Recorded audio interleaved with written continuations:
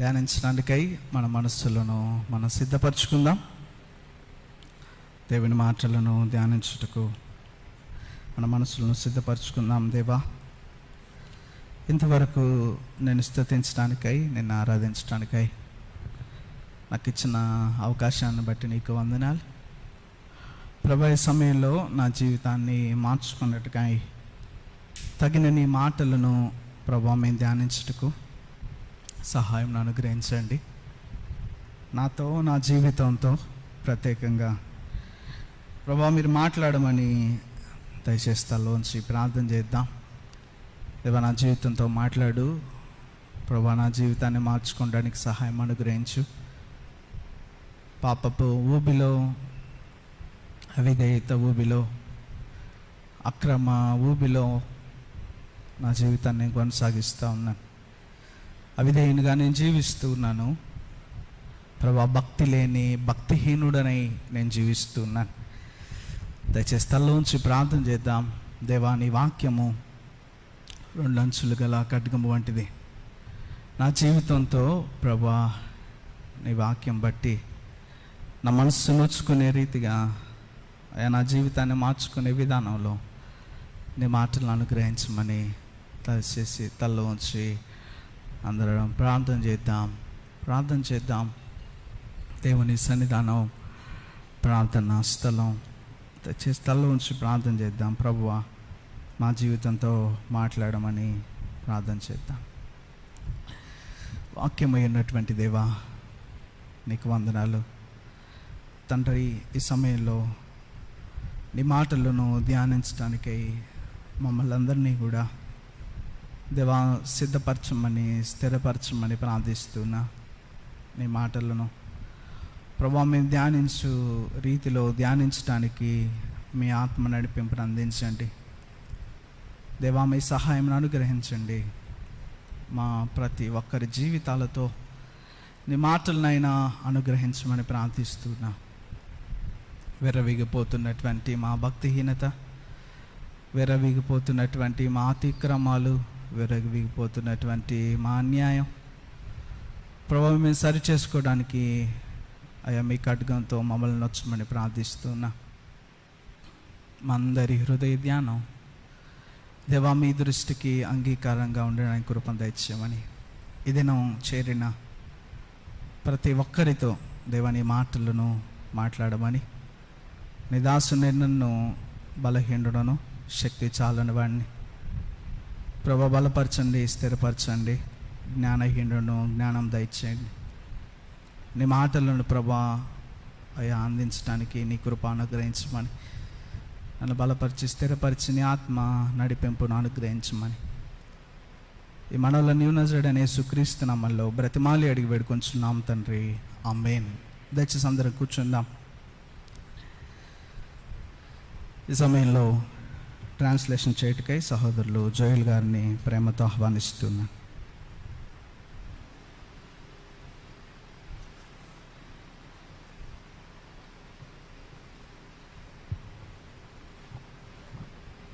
Hello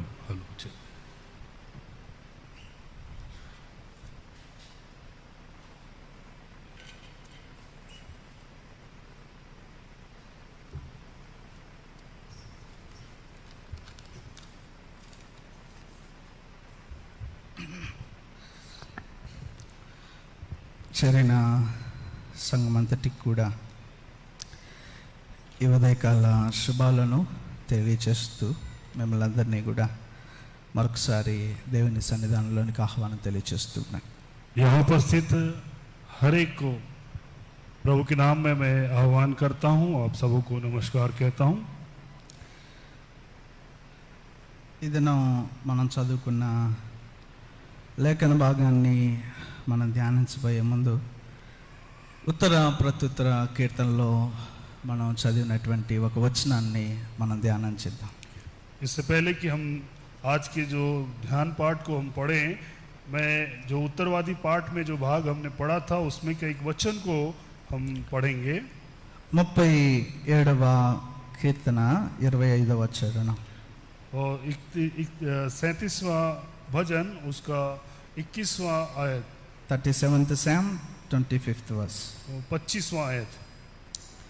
నేను చిన్నవాడనై ఇంటిని ఇప్పుడు ముసలివాడనై ఉన్నాను, అయినను నీతిమంతులు విడవబడుట గాని వారి సంతానము భిక్షమెత్తుట గాని నేను చూచి ఉండలేదు.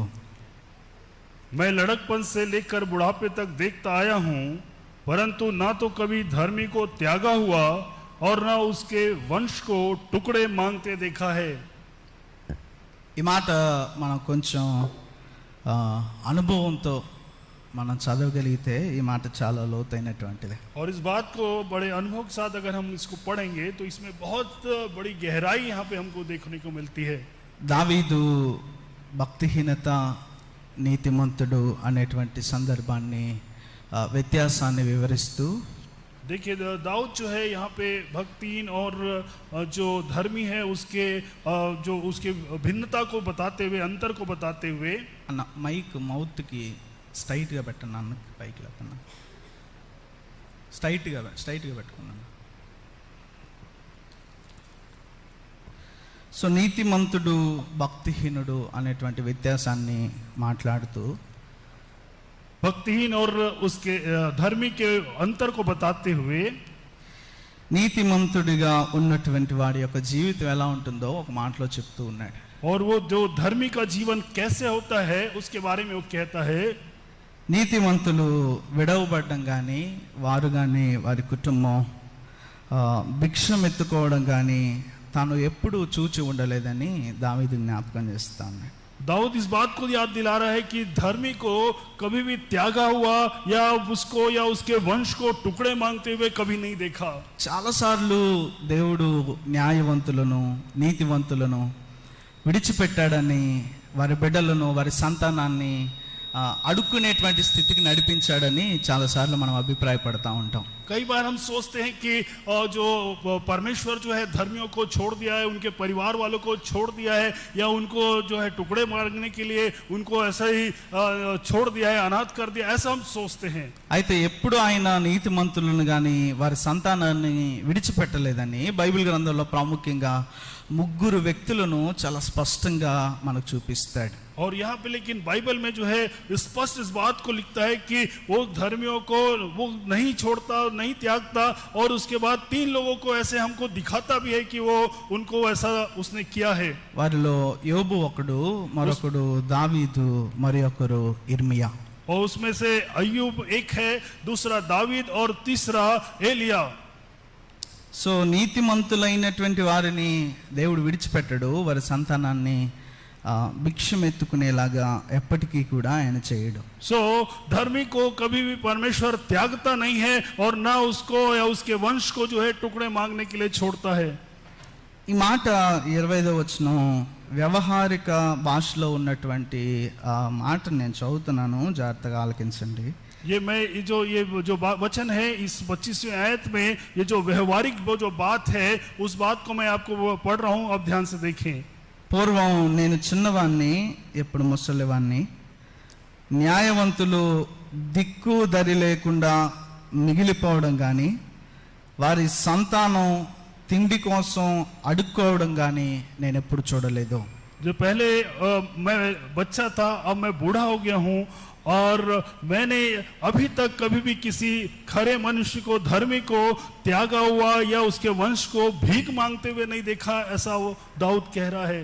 సో నీతిమంతులుగా జీవిస్తున్నటువంటి సందర్భంలో కొంతకాలం బహుశా శ్రమలు ఉంటాయి, కానీ దేవుడు మనల్ని ఎప్పుడు విడిచిపెట్టడు, మన కుటుంబాన్ని ఎప్పుడు కూడా భిక్షం ఎత్తుకునే స్థితికి నడిపించడు. और जब हम प्रभु के सानिध्य में रहते हैं या उसके मार्ग में चलते हैं तो कुछ समय जो है श्रम और कष्ट आते जरूर हैं, लेकिन कभी भी प्रभु उनको छोड़ता नहीं है और कभी उसको या उसके वंश को जो है वो त्यागता या उसके टुकड़े मांगने के लिए वो नहीं छोड़ता। దానికి పైగా నీతిమంతులను దేవుడు ఎలా ఆశీర్వదిస్తాడంటే 26వ వచనంలో చెప్తూ ఉన్నట్టు వారు దినమెల్లా దయాళుడై అప్పు ఇస్తూ ఉంటారు. वो देखिए वहाँ उसके ऊपर में जो 26वीं आयत में अगर हम देखें तो प्रभु कैसे उन्हें आशीष देता है, उस बात को लिखता है, वह तो दिन भर अनुग्रह कर करके ऋण देता है। మరొక మాట కూడా మనం చూడాలి, అదేంటంటే దయచేసి అందరు చూడండి 37వ దావీదు కీర్తన 21వ వచనం. और एक बार ध्यान से और उसको देखिए, भजन 37 उसका 21वें आयत को. భక్తిహీనులు అప్పు చేసి తీర్చకు ఇందురు, నీతిమంతులు దాక్షిణ్యము కలిగి ధర్మమిత్రురు. दुष्ट ऋण लेता है और भरता नहीं, परंतु धर्मी अनुग्रह करके दान देता है. సో అప్పు చేసి తీర్చక ఉన్నటువంటి సందర్భంలో ఒకవేళ మనం ఉంటే మనందరం కూడా నీతిమంతులం కాదు, భక్తిహీనులం అని మనం జ్ఞాపకం చేసుకోవాలి. यदि हम ऋण लेकर उसे भर नहीं रहे हैं तो हम जो है धर्मी नहीं है, हम जो है वो दुष्टता की श्रेणी में है. చాలాసార్లు అప్పులు తీసుకున్నాక బలం లేని వాళ్ళని, బలగం లేని వాళ్ళని, మాట్లాడే వారు లేరని, వారి పక్షాన ఎవరు లేరని అప్పులు ఎగ్గొట్టేస్తూ వెళ్ళిపోతూ ఉంటాం. वो कई बार जो है ऋण लेकर जो है वो जो है कमजोर है सामने वाला, इसलिए उसको हम जो है छोड़कर उसको नहीं देकर जो है हम आगे निकल जाते हैं. సో అలాంటి స్థితి మన భక్తిహీనతను మన జ్ఞాపకం చేస్తుంది. और ऐसी स्थिति जो है हमारी दुष्टता को प्रकट करती है. ఒకసారి ఆలోచించండి, నీతిమంతుడు అడుక్కొని తినడు, నీతిమంతుని సంతానం అడుక్కొని తినదు, దేవుడు వాడిని విడిచిపెట్టడు అంటే దానికి ఆపోజిట్గా ఉన్నటువంటి భక్తిహీనుని దేవుడు ఏం చేస్తాడు? देखिए, एक बार विचार करें, जो धर्मी को प्रभु त्यागता नहीं है, उसको या उसके वंश को टुकड़े मांगने नहीं देता, तो इसके विरोधाभास में या विरोध में क्या बात होगी. देखिए, సో మాట మీ అందరూ కూడా నీతిమంతులకు జరిగేటటువంటి దాన్ని వ్యతిరేకం చేసుకుంటే భక్తిహీనులకు ఏం జరుగుతుందో మనకు అర్థమైపోతా ఉంటుంది. वो देखिए, और जब हम इस बात के विरोध में अगर हम देखें तो दुष्ट लोगों के लिए क्या होगा, इस बात को हम इसमें समझ सकते हैं. సో మన జీవితాల్లో నీతిమంతులుగా ఉండడం ప్రాముఖ్యం, భక్తిహీనులుగా ఉండడం మనకు అసలు అవసరం లేనటువంటి సందర్భం. देखिए, इसलिए धर्मी होकर जीना हमारे लिए प्रमुख बात है, हमको दुष्ट होना नहीं है. చదవబడినటువంటి లేఖన భాగంలోనికి మనం వద్దాం. अब जो भाग हमने पढ़ा है उस पे हम आएंगे. కొరింథీయులకు రాసిన మొదటి పత్రిక 5వ అధ్యాయం. और पहला कुरिन्थियो उसका 5वां अध्याय. వాస్తవానికి 5వ అధ్యాయం 6వ అధ్యాయంలో పౌలు ఒకే విషయం గురించి మాట్లాడుతూ ఉన్నాడు. वास्तविकता में 5वें अध्याय और 6वें अध्याय में पौलुस एक ही विषय में बात करता है. గత 4 అధ్యాయాల్లో కూడా పౌలు ఒక విభజన అనేటువంటి సమస్యను గురించి మాట్లాడడం మనం చూసాం. हम पिछले जो 4 अध्याय में पौलुस के द्वारा से एक जो विभाजन है उसके विषय में वो बोल रहा है, उसके विषय में हमने देखा. సో 4 మొదటి అధ్యాయాలలో డివిజన్ లేదా గ్రూపిజం అనేటువంటి దాని గురించి పౌలు మాట్లాడుతూ ఉన్నాడు. वो उस 4 अध्याय में हमने एक विभाजन को या एक अलग अलग गुटों के विषय में हमने देखा.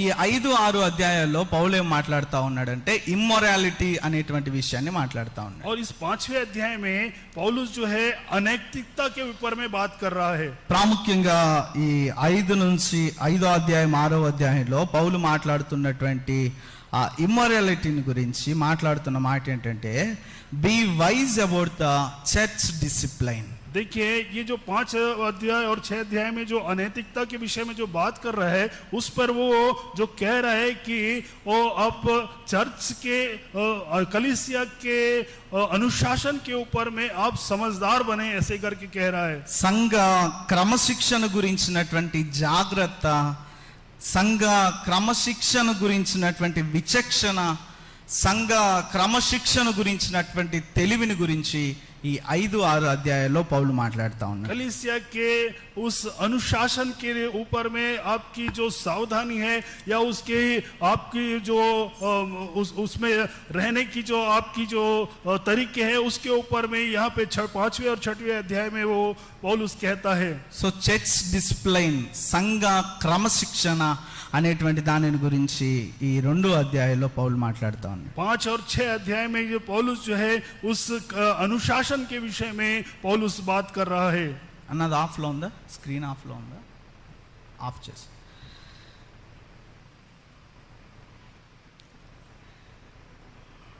ప్రాముఖ్యంగా 5వ అధ్యాయంలో పౌలు మాట్లాడుతున్నటువంటి చర్చ్ డిసిప్లైన్ అనేటువంటిది ఇమ్మొరాలిటీ అనేటువంటి దాని గురించి మాట్లాడుతూ ఉన్నాడు. देखिए, प्रमुखता से जो है पौलुस इस बात को कह रहा है कि अनैतिकता और चर्च की रिस्पॉन्सिबिलिटी क्या है उसके विषय में वो बात कर रहा है, चर्च डिसिप्लिन के विषय में. సో ఇమ్మొరాలిటీ, డిసిప్లైన్ అనేటువంటిది 2 కూడా ఒకదానికొకటి సంబంధం కలిగినటువంటి పదాలు. और देखिए ये जो अनुशासन है और अनैतिकता है एक दूसरे से संबंधित एक पद हैं.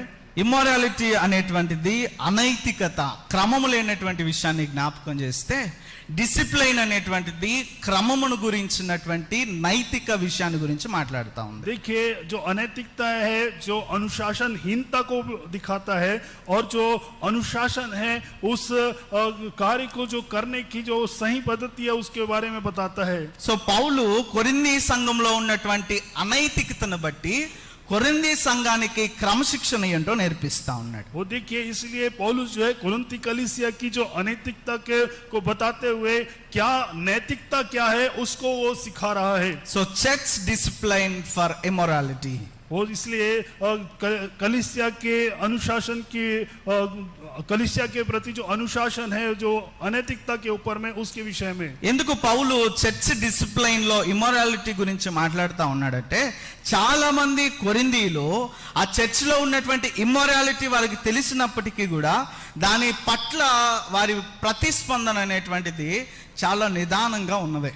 देखिए क्यों पौलुस जो है ये चर्च के अनुशासन में अनैतिकता के विषय में बात कर रहा है, क्योंकि वहाँ के जो लोग हैं जो कलीसिया के लोग हैं उनका चर्च के उस अनैतिकता के विषय में बहुत ही उदासीन रवैया था. సో చాలా మంది ఆ అనైతికత, అక్రమము, ఆ రీతి అయినటువంటి పరిస్థితిని కొంతమంది ఎదుర్కోవడం కానివ్వండి, లేకపోతే ఆ పరిస్థితిని మార్చడానికి కానివ్వండి, ఎవరు కూడా అడుగు వేయనటువంటి పరిస్థితి కొరింథీ సంఘంలో కనిపిస్తూ ఉంది. वहाँ पे कुरिन्थी की कलीसिया में उस अनैतिकता के विषय में कोई भी आगे आकर उसके लिए वो रोक का कारण बन रहा है या उसको विरोध कर रहा है, ऐसा परिस्थिति वहाँ पे कलीसिया में नहीं दिख रही थी. There are so many immoralities in the Corinthian church. वहाँ पे बहुत सारी अनुशासनहीनता को हम या अनैतिकता को उस कुरिन्थी की कलीसिया में देख सकते हैं. అన్ని అక్రమాలలో, అన్ని అతిక్రమాలలో, అన్ని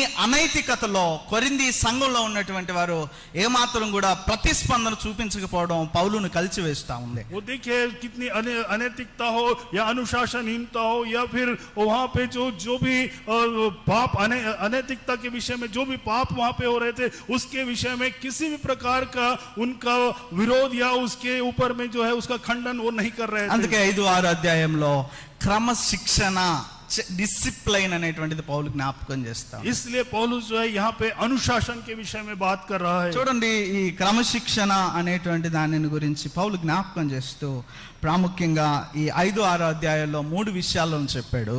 यहाँ पे देखिए पौलुस जो है ये 5वें और 6वें अध्याय में 3 विषयों को यहाँ पे बात करता है. సో మొట్టమొదటి విషయం 5వ అధ్యాయంలో ఉన్నటువంటి 13 వచనాలను కలిపి ఒక విషయంగా జ్ఞాపకం చేశాడు. देखिए 5वें अध्याय में 13वें आयत तक जो है सब मिलाकर एक विषय को बात करता है. మరొక 2 అంశాలు 6వ అధ్యాయంలో 2వ భాగాలుగా చేసి జ్ఞాపకం చేశాడు. और दूसरा जो 6वें अध्याय में दो भाग करके उसको 2 विषय को बात करता है. ఈ దినం మనం 5వ అధ్యాయంలో ఈ 13 వచనాల్లో ఉన్నటువంటి చర్చ్ డిసిప్లిన్ కి సంబంధించిన మొదటి విషయాన్ని మనం ధ్యానం చేద్దాం. और इस आज के दिन में हम 5वें अध्याय में जो 1 से 13 तक जो भाग है उसके अनुसार जो भाग लिखा हुआ है उस पर हम ध्यान करेंगे. సో చర్చ్ డిసిప్లిన్ లో పౌలు 3 రకాలైనటువంటి ఇమ్మోరాలిటీకి సంబంధించినటువంటి కన్సిడరేషన్స్ ని జ్ఞాపకం చేస్తా ఉన్నాడు. देखिए यहाँ पे जो पौलुस जो है ये 3 प्रकार के चर्च के जो विचार हैं उसको वहाँ पे वो रख रहा है. అంటే సంఘము క్రమశిక్షణను పొందడానికి ఏమైతే పరిగణించాల్సిన అంశాలు ఉన్నాయో, పరిశీలించాల అంశాలు ఉన్నాయో అవి 3టిని పౌలు జ్ఞాపకం చేస్తా ఉన్నాడు. देखिए चर्च के अनुशासन के लिए किन बातों को परखना है, किन बातों को जांचना है, उन 3 बातों को पौलुस यहाँ पे कह रहा है. ఆ 3టిలో ఆ 3 కన్సిడరేషన్స్ లో మనం ఈ దినం మొదటిది 5వ అధ్యాయంలో ఉన్నది మనం ధ్యానం उन చేద్దాం. 3 विचारों में हम एक पहले विचार को आज हम देखेंगे. సో మొట్టమొదటి కన్సిడరేషన్ ఏంటంటే కన్సిడర్ ద చర్చ్ అనేటువంటి वो మాట. पहला जो कंसिडरेशन ये है कि चर्च के ऊपर में हमको विचार करना है. సో సంఘ క్రమశిక్షణలో సంఘాన్ని పరిశీలించడం చాలా అవసరం. चर्च के इस अनुशासन में चर्च को हमको जांचना बहुत जरूरी है। సంఘంలో ఉన్నటువంటి అనైక్యతను బట్టి సంఘంని గమనించుకోవడం, సంఘంలో ఉన్నటువంటి ఆ సందర్భాలను పరిశీలించడం చాలా అవసరం. देखिए, चर्च में हमको चर्च के उस संदर्भों को ध्यान देना और उनको जांचना बहुत जरूरी है। సో ప్రాముఖ్యంగా సంఘంలో లేదా సంఘమును గురించినటువంటి పరిశీలనలో ఏ అంశాన్ని పరిశీలించాలంటే పాపము, అనైతికత అనేటువంటి విషయాన్ని పరిశీలించాలి. और चर्च में हमको किस बात को जांचना है, किस बात को परखना है, पाप और अनैतिकता को देखना है। సో నా మాటలు మీరు అందరూ అర్థం చేసుకుంటున్నారని నేను ఆశిస్తా ఉన్నాను. मैं समझ रहा हूँ कि आप मैं विश्वास करता हूँ कि आप इन बातों को समझ रहे हैं। సో 5-6 అధ్యాయంలో ఇమ్మోరాలిటీ నుంచి డిసిప్లిన్ గురించి మాట్లాడుతూ ఆ 2 అధ్యాయాలకు సంబంధించి 3 కన్సిడరేషన్స్ ని పౌలు జ్ఞాపకం చేస్తారు. और पौलुस जो है इन 5वें और 6वें अध्याय को मिलाकर 3 विचारों को वो सामने रख रहा है। 5-6 అధ్యాయాలలో అనైక్యతను బట్టి క్రమశిక్షణ నేర్పిస్తూ ఆ క్రమశిక్షణ కోసం 3 పరిగణించాల్సిన విషయాలను పౌలు తెలియజేస్తా ఉన్నాడు. देखिए, ये 5 और 6वें अध्याय में 3 जो है उन बातों को, अनुशासन की बातों को बताते हुए 3 विचारों को वो सामने पौलुस रख रहा है। వాటిలో మొట్టమొదటిది 5వ అధ్యాయంలో ఉన్నటువంటిది కన్సిడర్ ద చర్చ్, సంఘాన్ని పరిగణించడం, పరిశీలించడం అనేటువంటి విషయాన్ని ఇప్పుడు మనం చూస్తా ఉన్నాం. देखिए, चर्च के ऊपर में विचार विमर्श करना, उस विषय में पहला बात को कह रहा है। సో సంఘంలో ఏం పరిశీలించాలా, సంఘంలో ఏం జ్ఞాపకం చేసుకోవాలా, సంఘంలో దేన్ని మనం చేసుకోవాలంటే పాపము అనేటువంటి విషయాన్ని గురించి మనం పరిశీలన చేసుకోవాలి. कलीसिया में हमको क्या विचार करना है, कलीसिया में किस बात पर विमर्श करना है, उसमें जो है पाप और अनैतिकता को हमको विचार विमर्श करना है। ఎందుకంటే సంఘం కానివ్వండి, సంఘంలో వ్యక్తిగతంగా దేవుని అవయవములుగా లేదా దేవుని ఆయన నివాస స్థలంగా ఉన్నటువంటి దేవాలయముగా కానివ్వండి, మనందరము కూడా పరిశుద్ధులుగా ఉండడానికి పిలువబడినటువంటి వారం. देखिए, इस कलीसिया में जो हम उस शरीर के अंग हैं, उस जगह में हम सबों को प्रभु ने पवित्र होने के लिए बुलाया है।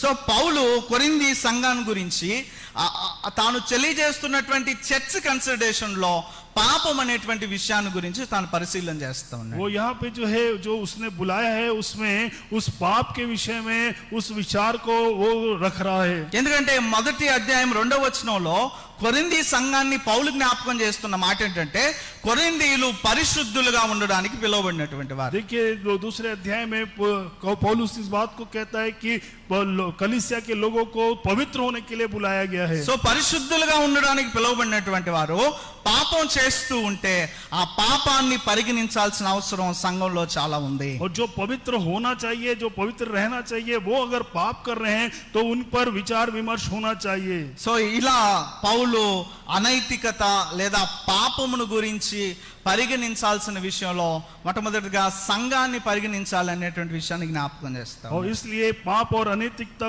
में विमर्श या विचार करने के विषय में पौलुस पहला कह रहा है कि कलीसिया में विचार विमर्श होना चाहिए। సో ఈ చర్చ్ కన్సిడరేషన్ లో ఈ సంఘాన్ని పాపం నుంచి పరిగణించడంలో పౌలు ప్రాముఖ్యంగా 3 రకాలైనటువంటి సూచనలను, ఇన్స్ట్రక్షన్స్ ను తెలియజేస్తా ఉన్నాడు. और यहाँ पे पौलुस जो है इन विमर्शों के लिए 3 सूचनाओं को या 3 चिन्हों को वो प्रकट कर रहा है। సో పాపమును బట్టి సంఘాన్ని పరిశీలించాల్సిన దశలో 3 రకాలైనటువంటి సూచనలు లేదా ఎలా ప్రతిస్పందించాలనేటువంటి 3 విషయాలు పౌలు జ్ఞాపకం చేస్తారు. वो पाप के विषय में 3 जो बातें हैं जिसको पौलुस चाह रहा है कि हम उसको इसमें विचार विमर्श करें, वो 3 बातें ये हैं। సో కొరింథీ సంఘంలో వారు పాపమును గురించినటువంటి ఆ నైతికత విషయంలో వారు ప్రతిస్పందించకుండా ఉన్నటువంటి సందర్భాన్ని బట్టి పౌలు ఆ పాపం విషయంలో సంఘంలో ఎలా ప్రతిస్పందించాలనే 3 విషయాలను తెలియజేస్తారు. ये कुरिन्थ के कलीसिया के लोग जो है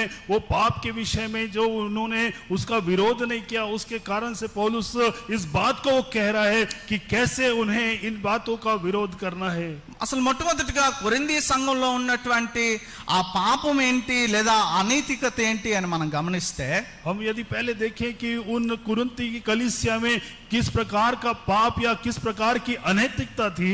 There are so many sins and immoralities in the Corinthian church. यहाँ पे बहुत सारे पाप और अनैतिकता इस कुरिन्थ की कलीसिया में थी। 5వ అధ్యాయం మొదటి వచనంలో చూస్తే జారత్వము సెక్సువల్ ఇమ్మొరాలిటీ అనే దాని గురించి పౌలు మాట్లాడుతాడు. यहाँ देखिए 5वें अध्याय पहले आयत में अगर हम देखें तो यहाँ पे व्यभिचार की परिस्थिति वहां पे थी, ऐसा कहते हैं। కేవలం సెక్సువల్ ఇమ్మొరాలిటీ మాత్రమే కాదు కానీ 10వ వచనంలోనికి మనం వస్తే 5వ అధ్యాయంలో దాదాపు అనేక రకాలైనటువంటి ఇమ్మొరాలిటీస్ ని పౌలు జ్ఞాపకం देखिए చేస్తాడు. 5वें अध्याय में और 10वें आयत में अगर देखें तो केवल व्यभिचार ही नहीं और भी अनेक प्रकार की जो अनुशासनहीनता या दुष्टता वहां पे हम देख सकते हैं। సో ప్రాముఖ్యంగా 5వ అధ్యాయం మొదటి వచనంలో జారత్వము లేదా వ్యభిచారం గురించి మాట్లాడుతూ ఇంకా అలాంటివి అనేకం ఉన్నాయని 11వ వచనంలో తెలియజేస్తాను. देखिए पहले आयत में जो है वो व्यभिचार एक ऐसा पाप है, वहां पे उस बात को बताते हुए यहाँ पे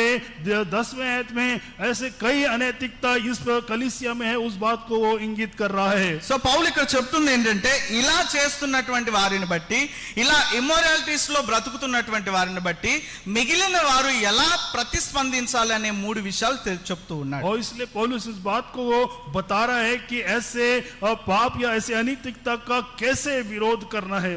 ఒకసారి మనం ఆ ఇమ్మొరాలిటీస్, ఆ అనైతికతలు, అక్రమాలు ఏంటో ఒకసారి మనం చూద్దాం. वो जो अनैतिकता या वो दुष्टता क्या है हम एक बार देखते हैं। మొట్టమొదటిగా 5వ అధ్యాయం మొదటి వచనంలో ఉన్న అనైతికత మనం చూస్తే वो पहले 5वें अध्याय और पहले आयत में जो अनैतिकता हमने जो देखा, మీలో జారత్వం ఉన్నదని వదంతి కలదు. वो तुम में व्यभिचार होता है ये तुमको मालूम है। సో మొట్టమొదటిది సెక్సువల్ ఇమ్మొరాలిటీ అనేటువంటి దాని గురించి పౌలు మాట్లాడుతా ఉన్నాడు. पहले व्यभिचार के विषय में पौलुस बात कर रहा है। సో దాని గురించి కొంత ఎక్స్ప్లెనేషన్ పౌలు ఆ మొదటి వచనంలో ఇస్తూ ఉన్నాడు. और वहां पे एक और भी व्याख्या उसकी पहले वचन में वो कर रहा है। ఆ వ్యభిచారం అనేటువంటి దానిలో ఆ వ్యభిచరిస్తున్నటువంటి రకం ఏంటంటే తండ్రి భార్యతో వ్యభిచరిస్తున్నటువంటి రకం. देखिए वहां पे एक जो पाप वहां पे हो रहा है उसमें वो जो व्यभिचार है वो कैसा व्यभिचार है कि एक मनुष्य अपने पिता की पत्नी को रख छोड़ा है। సో అందుకే చూడండి ఎంత ఎంత ఏమంటారు పచ్చిగా లేకపోతే ఎంత స్పష్టంగా రాశాడంటే మీలో ఒకడు తన తండ్రి భార్యను ఉంచుకున్నాడట. देखो कितना स्पष्ट यहाँ पे लिखा है कि तुम में कोई एक मनुष्य अपने पत्नी की पिता की पत्नी को रखा है। అంటే ఆ మాట అర్థం చేసుకోండి, వ్యభిచారము కాదు లేదా ఆ రీతి అయినటువంటి సెక్సువల్ ఇమ్మొరాలిటీ కాదు, దానిలో భయంకరమైనటువంటిది తండ్రి భార్యను ఉంచుకున్నటువంటి సందర్భం. देखिए ये व्यभिचार नहीं, उससे भी बढ़कर जो ये बात है कि वो अपने पिता की पत्नी को रख लिया है। సో నాకు తెలీదు ఒకవేళ తండ్రి భార్య అంటే తన తల్లో లేకపోతే తన సవతి తల్లో. देखिए वो नहीं मालूम कि वो उसकी माँ है या उसकी सौतेली माँ है। సవతి తల్లైనా భయంకరమైనటువంటి వ్యభిచారం ఆ సంఘంలో वो జరుగుతుంది. माँ हो या सौतेली माँ हो, ये भयंकर बड़ा व्यभिचार है। పౌలు షేమ్ చేస్తూ ఉన్నాడు. ఏమని షేమ్ చేస్తా ఉన్నాడంటే అయ్యా ఇలాంటి జారత్వం అన్ని జనులలోనైనను జరగదు. वो पौलुस जो है वो शर्मिंदा हो रहा है, वो कैसी अन्य जातियों में भी ऐसा व्यभिचार ऐसा पाप नहीं होता। నిజమే, ఈ మాటను కొంచెం పక్కన పెడితే మన క్రైస్తవుల్లో మనం చేసే అక్రమాలు బయట సమాజంలో ఎవడూ చేయడం. वो देखिए सच बात है कि अगर हम अलग से देखें, हम जो मसीहों में जो अनैतिकता हम करते हैं वो बाहर कोई नहीं करता। క్రైస్తవులుగా మనం చేసే అంత అక్రమం సమాజంలో ఉన్నటువంటి వాడు ఎవడూ చేయడం. वो देखिए मसीह होकर हम जो दुष्टता करते हैं वो समाज में कोई नहीं करता। క్రైస్తవులుగా మనలో ఉన్నంత ఈర్ష్య, కుళ్ళు, గర్వం ఇలాంటి అనేక భయంకరమైన అక్రమాలు సమాజంలో అంతగా మనకు కనిపించవు. वो जो मसीह होकर हमारे अंदर जो ईर्ष्या, क्रोध और व्यसन है वो और समाज में हम नहीं देखते। బహుశా పౌలు ఇలా అనుండొచ్చు, we are shamed as a Christians. वो पौलुस ऐसा बोला होगा कि हम शर्मिंदा है कि हम मसीह हैं। ఒకసారి చూడండి ఆ మాట 5వ వచనంలో, అట్టి జారత్వము అనగా తండ్రి భార్యను ఉంచుకున్నటువంటి జారత్వం బహుశా अन्य జనులలో కూడా జరగదు. देखिए यहाँ पे देखिए वरन ऐसा व्यभिचार जो अन्य जातियों में भी नहीं होता कि एक मनुष्य अपने पिता की पत्नी को रखता है। బహుశా నాకు ఇలా అనిపిస్తూ ఉంది, పౌలు ఒకవేళ అలా చేసినటువంటి వాడు ఎదుటుంటే ఆ చంప ఈ చంప బలాబలా పగలగొట్టేసినటువంటి మాటను మాట్లాడుతా ఉన్నాడు. वो यदि हो सकता है उस समय पौलुस उस व्यक्ति के सामने होता तो वो दोनों, ये गाल और वो गाल दोनों जो है उसको अच्छे से झड़ देता.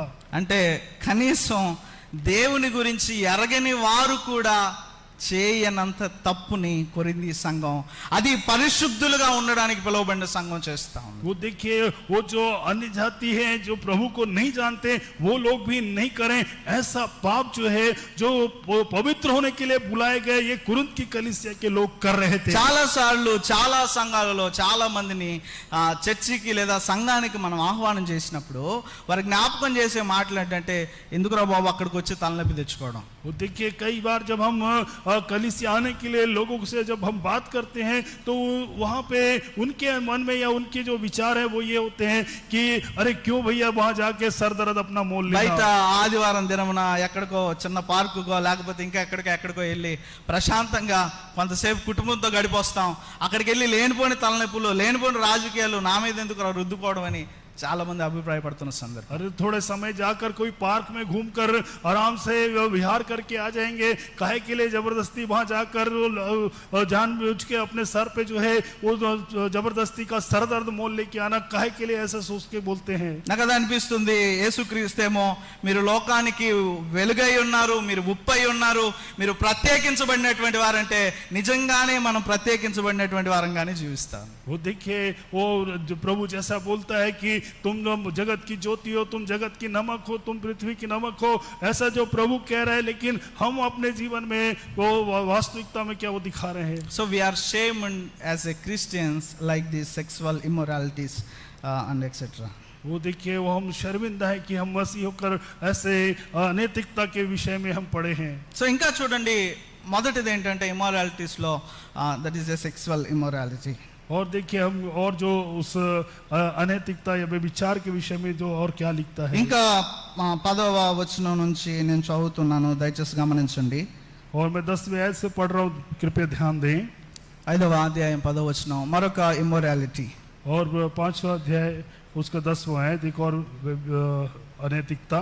ఈ లోకపు జారులతోనైనను,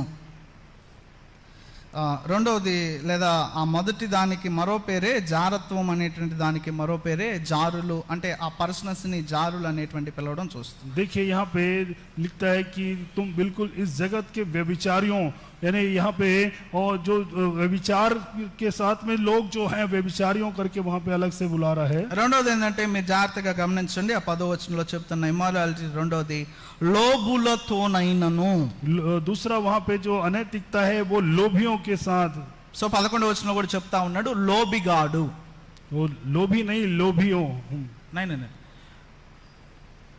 చేసేటటువంటి పనేమో లోభము, లేదా వాడి లోభముతో ఉండేటువంటి సందర్భము, వాడి పేరు వచ్చేసి లోబి అనేటువంటి పేరు. वो देखिए, वो काम जो कर रहा है वो लोभ कर रहा है, और उसके साथ उसका जो काम है वो लोभियों करके बुलाया जा रहा है. సో మనకు ఆ మాట అర్థం కావాలంటే గ్రీడీ అనేటువంటి మాట, అంటే ఎక్కువగా అత్యాసపరుడు.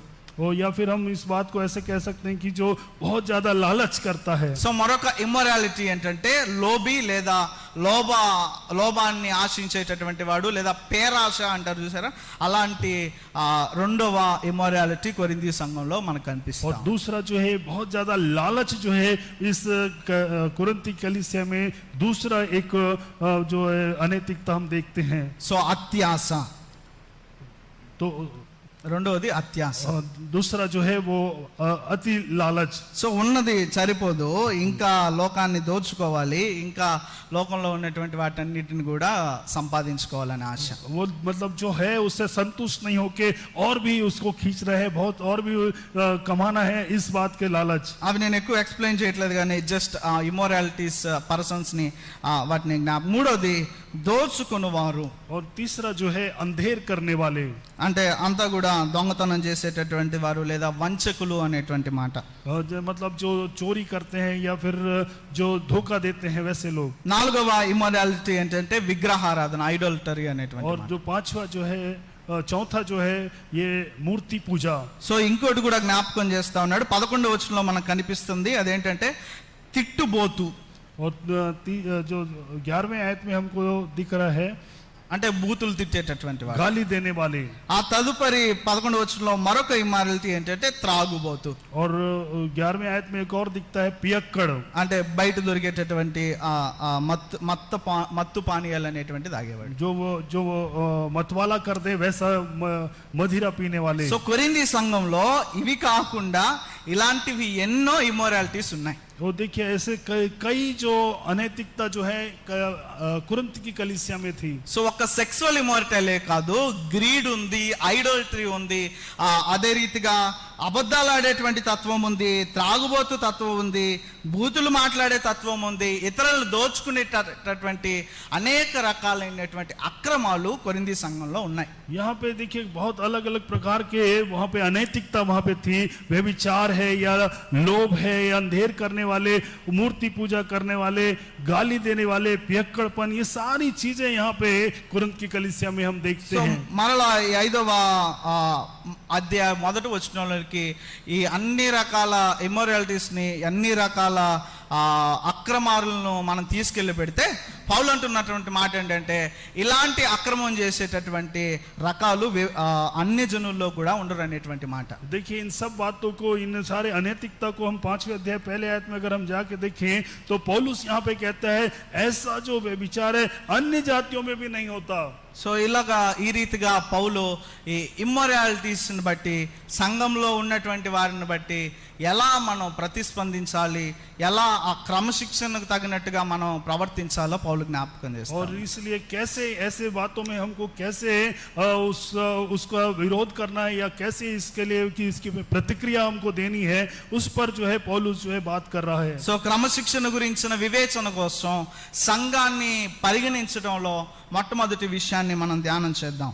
और देखिए इसलिए हम पहले विषय को जिसमें हमको ध्यान करना है हम पहले देखेंगे। సో ఇలాంటి ఇమ్మోరాలిటీస్, పర్సన్స్ ఉన్నప్పుడు, అతిక్రమ కారులు ఉన్నప్పుడు మనం ఎలా ప్రవర్తించాలో మొట్టమొదటి విషయాన్ని పౌలు జ్ఞాపకం చేస్తా ఉన్నాడు. ఆ విషయాన్ని మనం और ऐसी परिस्थितियां जब हों तो हमको कैसे वहां पे अपनी प्रतिक्रिया देना है पौलुस याद दिलाता है। సో 5వ అధ్యాయం 2వ వచనం, वो जो 5वां अध्याय उसका 2रा आयत, ఇట్లుండి మీరు ఒప్పొంగుచున్నారే గాని మీరెంత మాత్రము దుఃఖపడి ఇలాంటి కార్యము చేసిన వారిని మీలో నుండి వెలివేసిన వారు కాదు. और तुम शोक तो नहीं करते जिससे ऐसा काम करने वाला तुम्हारे बीच में से निकाला जाता, परंतु घमंड करते हो।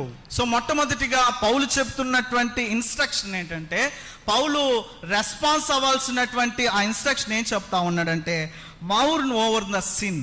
वो देखिए पौलुस जो है यहाँ पे कैसे अपनी प्रतिक्रिया देना है उस बात को बताते हुए पौलुस यहाँ पे कह रहा है कि तुम शोक करो, అలాంటి पाप के ऊपर में शोक करो। అలాంటి సంగతిని బట్టి, అలాంటి చేసే వారిని బట్టి దుఃఖపడాలి అనేటువంటి విషయాన్ని పౌలు జ్ఞాపకం जो చేస్తాడు. ऐसा कर रहे हैं उनके प्रति आपको शोकित होना है। సో ఇక్కడ దుఃఖపడడం అనేటువంటి ఈ పదం గ్రీక్ లో వాడినటువంటి సందర్భం ఏంటంటే, ఎవరైనా చచ్చిపోయినప్పుడు ఏడ్చేటటువంటి సందర్భంలో వాడినటువంటి పదం. देखिए यहाँ पे जो ये शोक को ग्रीक शब्द में जब जो यूज किया, इस्तेमाल किया है, तो जो मर जाते हैं उनके लिए जैसा शोक करते हैं वैसा शोक करना।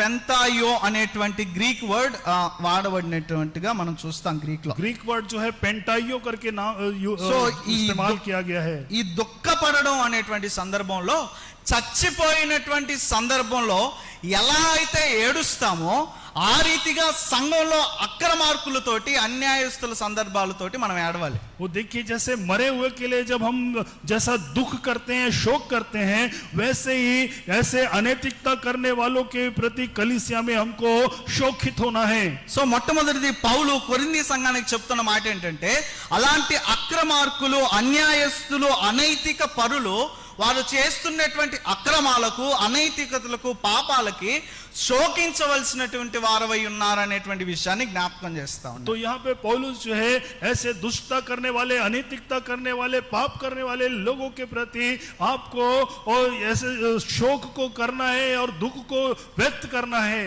సో చచ్చితే ఎట్లా ఏడుస్తామో అలాగా సంఘంలో అతిక్రమ సందర్భంలో ఏడవలసినటువంటి సందర్భం. जैसे वो मरने पे जैसे हम रोते हैं, वैसे ही इस प्रकार के दुष्टता के लिए हमको रोना है. సో అలాగా మనం ప్రతిస్పందించాలి అనేటువంటి విషయాన్ని పౌలు జ్ఞాపకం और చేస్తాడు. ऐसी प्रतिक्रिया को हमको देना है करके पौलुस याद दिला रहा है. అయితే కొరింథీ సంఘం ఎలా ప్రతిస్పందిస్తూ ఉందంటే ఆ 2వ వచనంలోనే చెప్తా ఉన్నాడు. वो देखिए दूसरे आयत में पौलुस इस बात को बता रहा है कि कुरिन्थ की कलीसिया कैसे इस बात के लिए प्रतिक्रिया दे रही है. సో ఇట్లుండి మీరు ఒప్పొంగుచున్నారే గాని మీరెంత మాత్రము దుఃఖపడుచున్నవారు కాదు.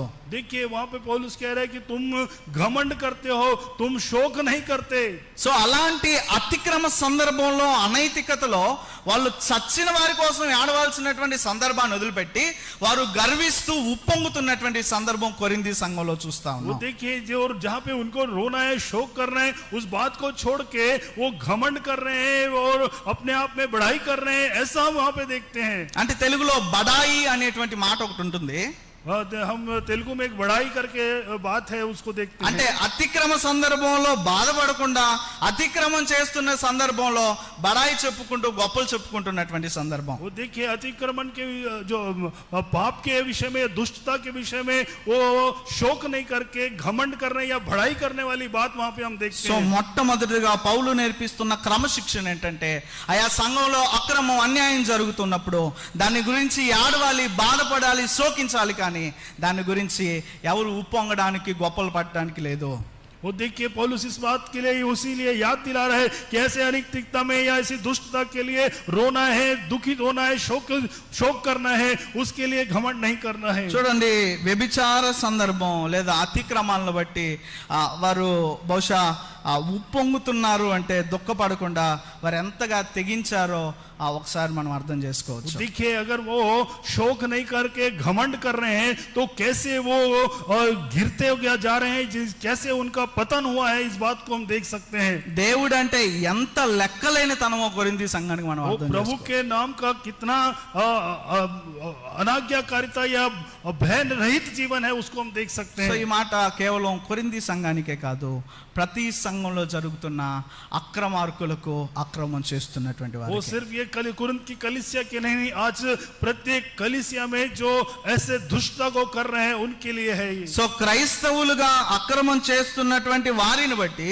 మనం శోకించాలా, దుఃఖించాలే గాని మనం వారితోటి కలిసి ఉప్పొంగేటటువంటి సందర్భానికి మనం వెళ్ళకూడదు. वो देखिए अनैतिकता के लिए हम मसीह होने के नाते हमको दुखी और शोकित होना है, हमको उनके साथ मिलकर घमंड या गर्व नहीं करना है. ఆ క్రమశిక్షణ సంఘాలలో మనం నేర్చుకోవాలి. वो अनुशासन हमको कलीसिया में सीखना है. సో పౌలు ఈ రీతిగా మౌన్ ఓవర్ ద సిన్, పాపము, అనైతికత గురించి శోకించాలి అనేటువంటి క్రమశిక్షణను జ్ఞాపకం और చేస్తాడు. इसलिए पौलुस यहाँ पे पाप की अनैतिकता, पाप और अनैतिकता के विषय में शोकित होने के लिए पौलुस सिखा रहा है. చాలా సార్లు మనం దేవుడు అంటే భయం లేదు అనేటువంటి సందర్భంలోకి మనం వెళ్తాం కానీ हम कई बार जो है प्रभु का भय नहीं है इस बात के संदर्भ में हम जाते जरूर हैं.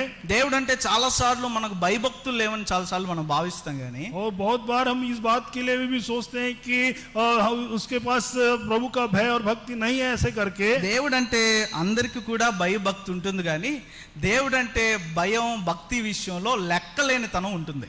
देखिए सबके पास प्रभु का भय और भक्ति रहता है, लेकिन एक ऐसी परिस्थिति होती है कि उसके विषय में वो उसको गिनती में नहीं रखता. ప్రతి ఒక్కరికి కూడా దేవుడు అంటే భయం, భక్తి ఉంటుంది కానీ ఆ భయం, భక్తి విషయంలో మాత్రం దేవుడు అంటే లెక్కలేనితనం ఉంటుంది. वो लेकिन सबके पास वो भय और भक्ति जरूर होता है, लेकिन प्रभु के उस भय और भक्ति के विषय में उनके पास किसी प्रकार का वो जो डर है या उसके ऊपर कोई उसको गिनती में नहीं रखते. సో దేవుడు అంటే భయం, భక్తి లేకపోతే మనం ఏ మాత్రం కూడా ఆ కొద్ది గొప్ప ఆ క్రైస్తవ సందర్భంలో మనం ఎవరం కూడా జీవించాం.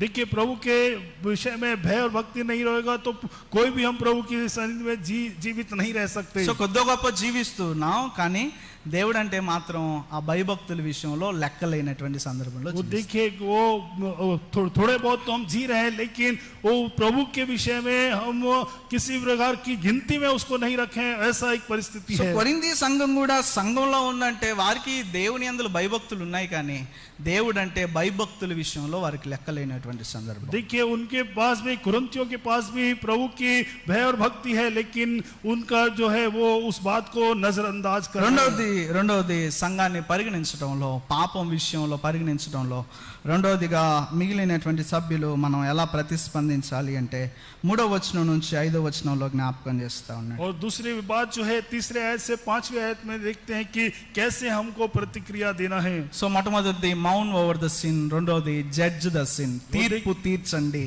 वो दूसरा, पहले तो जो है हमको शोकित होना है, पाप के प्रति शोकित होना है।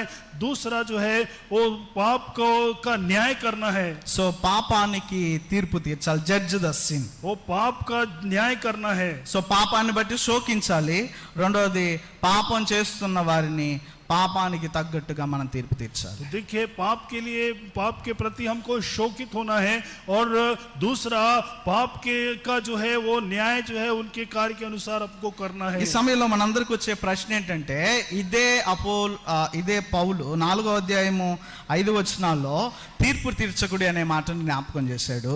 देखिए 4थे अध्याय 5वीं आयत में पौलुस जो है वो किसी का न्याय नहीं करना, इस बात का, किसी बात का न्याय ना करो, इस बात को कहता है।